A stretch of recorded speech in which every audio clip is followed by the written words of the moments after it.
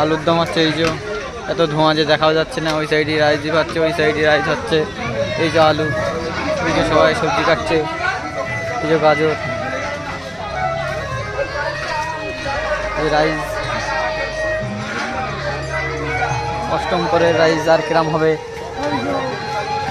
এই যে আলুর দাম বিয়ে করা,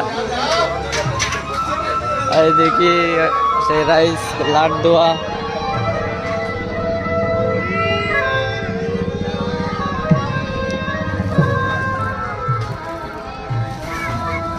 এই যে সব রাইস এই জায়গাতে চালু করে ওই অবধি।